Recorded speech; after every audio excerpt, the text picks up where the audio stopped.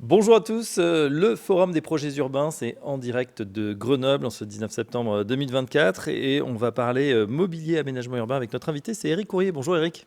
Bonjour. Vous êtes conseiller architecte pour Street Life. Alors ce qu'on voit devant nous, peut-être, vous voyez, ce sont des petits modules, ce ne sont pas des caplas, mais ce sont toutes les essences de bois et puis on va voir aussi matériaux recyclés et même du corten, de l'acier patinable que vous utilisez chez Street Life. Est-ce que vous pouvez nous présenter cette société en quelques mots? Oui, alors en fait, on est une société basée aux Pays-Bas. Ça fait 25 ans qu'on existe et ça fait plus d'une dizaine d'années qu'on opère en France aussi. Euh, et donc en fait, on fait des aménagements pour l'espace public. Ça peut être des bancs, ça peut être des îlots d'arbres, des grilles d'arbres, des passerelles, des pergolas. Et donc généralement, on associe l'acier avec le bois. Et donc c'est vraiment là où on entre en jeu. Quel Euh, type de... enfin, vous nous avez amené le catalogue, on voit il y a des bancs, mais il y a aussi des surfaces beaucoup plus grandes, beaucoup plus vastes. mhm. Quelles sont les tendances, je dirais, en ce moment du marché? Qu'est-ce qu'on vous demande le plus? Alors, les tendances du marché, c'est pas mal, c'est de mettre des îlots verts dans les villes, Des îlots de fraîcheur? des îlots de fraîcheur pour pouvoir, pour rafraîchir la ville, pour qu'elle puisse mieux respirer, de planter des arbres. Des fois, en fait, on peut pas les planter en profondeur, mais on les plante sur dalle, donc ça veut dire qu'au final, on met des bacs à arbres. Euh, et puis, euh, et puis donc, Et au niveau des matériaux qu'on utilise, là, vous nous avez amené justement le Corten. Alors, c'est assez étonnant, je vais le montrer à la caméra. mhm. C'est voilà, c'est assez lourd.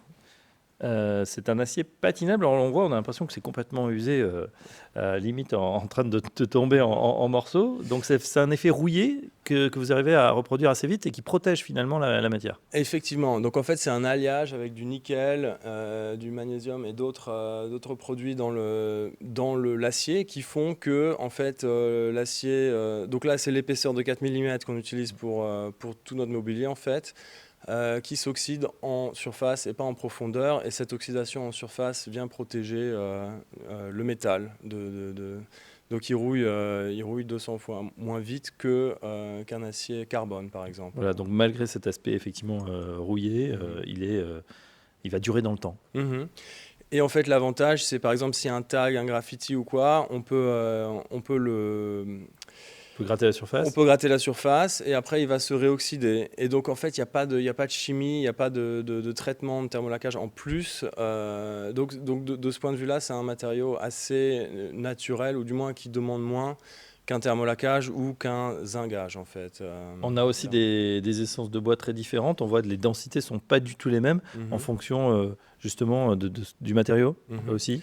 Donc, donc en fait, dans le mobilier urbain, on s'inscrit dans la longévité. Donc on veut un produit qui soit sans entretien et qui puisse durer au moins 25 ans. Et souvent, en fait, on fait quand même appel à des bois durs de provenance d'Amérique latine qui ont la certification FSC, donc Forest Stewardship Council, qui fait en sorte que les forêts sont Forêt durable, hein, en quelque durables, bien sorte. gérées. Mais à côté de ça, on propose quand même des essences plus régionales, comme le Douglas, ou le Douglas recyclé, en fait, c'était des cales de bateau, ou bien pour des grosses sections, on fait aussi appel à des cales de port recyclés, des poteaux d'amarrage recyclés de Oui. port aux Pays-Bas, en fait. Euh, Et puis il y a une gamme effectivement là pas tous nos déchets finalement, enfin peut-être pas tous, mais en tout cas on peut faire aussi des briques, de composites. Expliquez-nous ce qu'on a devant les yeux. Donc là, en fait, on a des déchets plastiques ménagers recyclés. Donc on en fait des sections de 30 par 30 et 14 par 21. Ensuite, on a le All Black. Ça, c'est des bâches d'agriculture recyclées. Oui.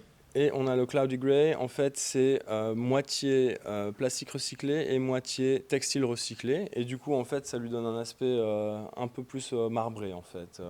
Ouais. Ouais, on dirait presque effectivement que c'est du tissu. C'est Mhm. vrai que c'est assez étonnant. Ouais. Aujourd'hui, Street Life, ça exporte partout en Europe, dans le monde. Alors, donc on est très actif en Europe, on est aussi très actif en Amérique du Nord. Donc moi-même, je desserre la région du Québec. Et en fait, on vient de lancer l'Océanie, donc l'Australie-Nouvelle-Zélande, avec une production locale et 2 personnes sur place aussi. Bah voilà, on en sait un petit peu plus effectivement sur ces matériaux, hein, étonnants. On n'est peut-être pas au courant quand ça soit sur un banc, par exemple, que ça peut être effectivement des matériaux recyclés ou bien voilà ce fameux Corten là qu'on a vu, cet acier patinable. Un grand merci, Eric Courrier. Je rappelle que vous êtes conseiller architecte pour Street Life et à très bientôt sur le forum des projets urbains. Merci à vous.